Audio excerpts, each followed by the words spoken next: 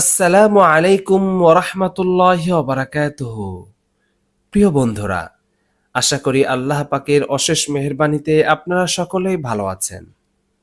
শবে বরাত হলো গুনাহ মাফের রাত, মুক্তির রজনী।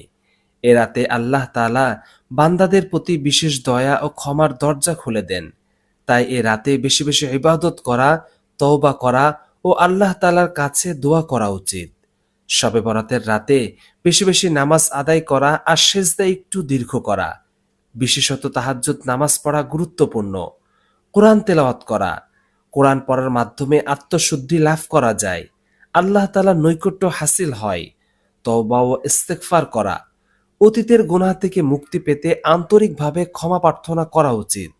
রাসূলুল্লাহ সাল্লাল্লাহু আলাইহি সাল্লাম বলেছেন, শাবান মাসের ১৫তম রাতে আল্লাহ তাআলা এই বলে ডাকতে থাকেন, তোমাদের মধ্যে আছে কি কেউ ক্ষমা প্রার্থী? আমি তাকে ক্ষমা করে দিব। আছে কি তোমাদের মধ্যে কিছু চাইবার মতো কেউ? আমি তার সব চাহিদা পূরণ করে দেব।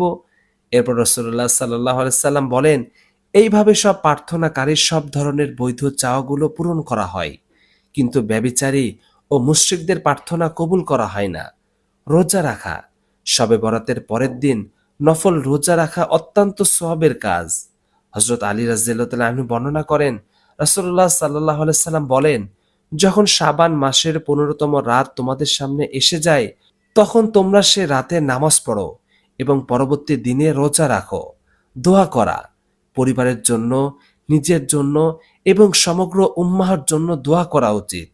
ইমাম শাফি রহমতুল্লাহ আলাইহি বলেন, আমাদের কাছে পৌঁছেছে যে ৫টি রাতে দোয়া বেশি বেশি কবুল করা হয়, যে রাতে বান্দার কোনো দোয়া ফেরত দেওয়া হয় না, আর তা হলো জুমার রাত, ঈদুল আজহার রাত, ঈদুল ফিতরের রাত, রজব মাসের প্রথম রাত এবং নিসফু মিন শাবান তথা শাবানের ১৫তম রাতের দোয়া। কবর জিয়ারত করা, হযরত আয়েশা রাদিয়াল্লাহু আনহা থেকে বর্ণিত, তিনি বলেন, নবী করিম সাল্লাল্লাহু আলাইহি সাল্লাম এ রাতে মদিনার কবরস্থান জান্নাতুল বাকিতে এসে মৃতদের জন্য দোয়া ও ইস্তেগফার করতেন। তিনি আরো বলেন, নবী সাল্লাল্লাহু আলাইহি সাল্লাম তাকে বলেছেন, এ রাতে বনি কালবের ভেড়া বকরির পশমের সংখ্যার চেয়েও বেশি সংখ্যক গুনাহগারকে আল্লাহ তাআলা ক্ষমা করে দেন। হাদিস অনুযায়ী এ রাতে আল্লাহ তাআলা অসংখ্য বান্দাকে ক্ষমা করেন।